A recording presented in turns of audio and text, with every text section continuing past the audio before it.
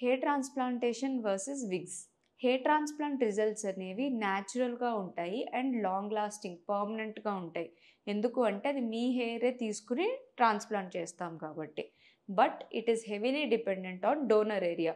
అంటే మీ donor area ఎంత హెల్తీగా ఉండి, ఎంత డెన్స్‌గా ఉంటే మన రిజల్ట్స్ అంత బాగొస్తాయి. కొంతమందికి స్కాల్ప్ డోనర్ ఏరియా సరిపోకపోతే we will use body hair. అంటే చెస్ట్, బియర్డ్, ప్యూబిక్ హెయిర్ అలాంటివి కూడా వాడుకోవచ్చు. ఎవరిలో అయితే ఈ డోనర్ ఏరియా చాలా పువర్‌గా ఉందో ఆర్ లేదో అసల అండ్ మెడికల్లీ ఎవరిలో అయితే సర్జరీస్ చేయలేమో there is another option for them that is called hair patches or hair toupees. Layman టర్మినాలజీలో చెప్పాలంటే విగ్స్ అనుకోవచ్చు. ఈ హెయిర్ ప్యాచెస్‌లో ఎంత డెన్సిటీ అయినా పెట్టుకోవచ్చు.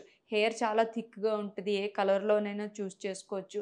మీ హెయిర్‌తో మ్యాచ్ అయ్యేలాంటి టెక్స్చర్‌తో తీసుకోవచ్చు. కానీ ఇందులో ప్రాబ్లమ్ ఏంటంటే it is artificial.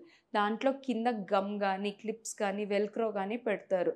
Long term అది వేసుకోవడం వల్ల ఏ ఏరియాలో అయితే దీంతో కాంటాక్ట్ ఉంటదో స్కాల్ప్ మీద అక్కడ స్కారింగ్ అయ్యే ఛాన్సెస్ ఉంటాయి. స్కార్ అయితే ఒక్కసారి అక్కడ బ్లడ్ సప్లై, నర్వ్ సప్లై అన్నీ పోవడమే కాక హెయిర్ గూడా ఫుల్‌గా పోతుంది.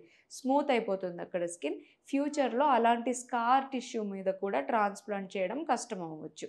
అంతే కాకుండా హెయిర్ ప్యాచెస్‌కి, హెయిర్ టోపీస్‌కి హెవీ మెయింటెనెన్స్ ఉంటది. ఎప్పటికప్పుడు అవి మార్చుకోవాలి. ఎప్పటికప్పుడు అవి తీసి స్కాల్ప్ మొత్తం క్లీన్ చేసుకోవాలి. సో, మీకేది సూట్ అవుతది? హెయిర్ ట్రాన్స్‌ప్లాంటా? హెయిర్ ప్యాచా? అని తెలుసుకోవాలి అంటే you can come to ROS regenerative skin and hair.